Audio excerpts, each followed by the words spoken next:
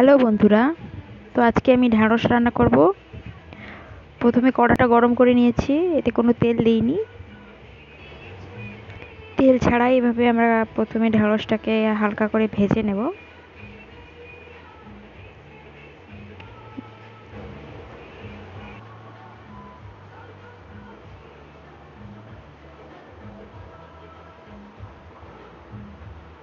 আঁচটা কিন্তু এভাবে ফুল আঁচে দিয়ে রাখবে। এভাবে হালকা হালকা ভাবে নেড়ে নেব আমরা। একটু একটু ভাজা হয়ে গেলে এরপরে একটু তেল দেব।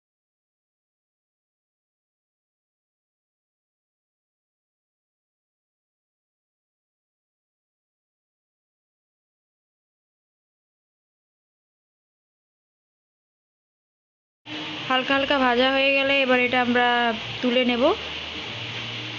ভাজা হয়ে গেছে একটু, এবারে তুলে নিয়ে কড়াইতে অল্প করে একটু তেল দেব।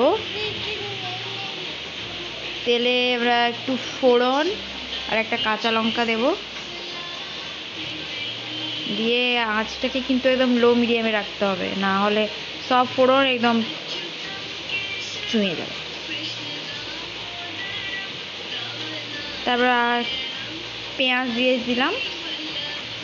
পেঁয়াজ দিয়ে হালকা হালকা করে পেঁয়াজটা একটু ভেজে নেব, আর একটু বোধহয় পেঁয়াজ দিতে হবে।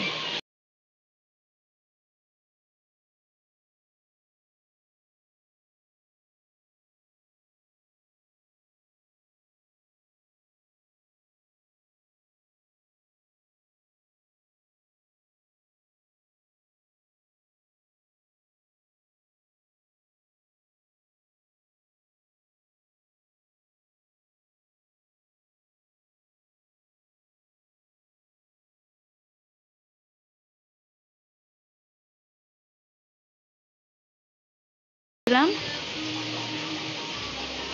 এবারে কাঁচা লঙ্কা বাটা দিয়ে দিচ্ছি। এবারে কাঁচা লঙ্কা বাটাও দিয়ে দিলাম, দিয়ে হালকা করে নেড়ে নিতে হবে। নাড়ার পরেই এবারে আমরা ঢ্যাঁড়সটাকে দিয়ে দেব। ঢ্যাঁড়সটাকে দিয়ে এভাবে ভেজে ভেজে হালকা করে ভেজে নেব। এর মধ্যে একটু হলুদ আর একটু লবণ, আর তোমরা যদি গুঁড়ো লঙ্কা দিতে চাও গুঁড়ো লঙ্কাও দিতে পারো।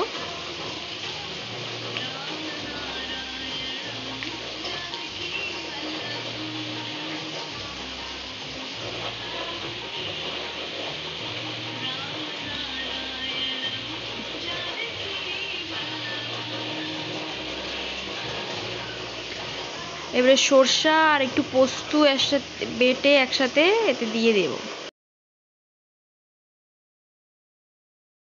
এভাবে নেড়ে চেড়ে সরষা আর পোস্ত এভাবে দিয়ে একসাথে একটু নেড়ে নেব।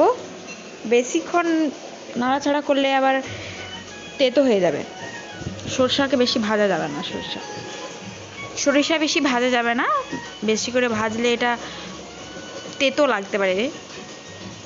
হালকা করে একটু নেড়ে এতে জল দিয়ে দেব। ঢ্যাঁড়সটা সেদ্ধ হওয়ার মতো আরেকটু জল দেব।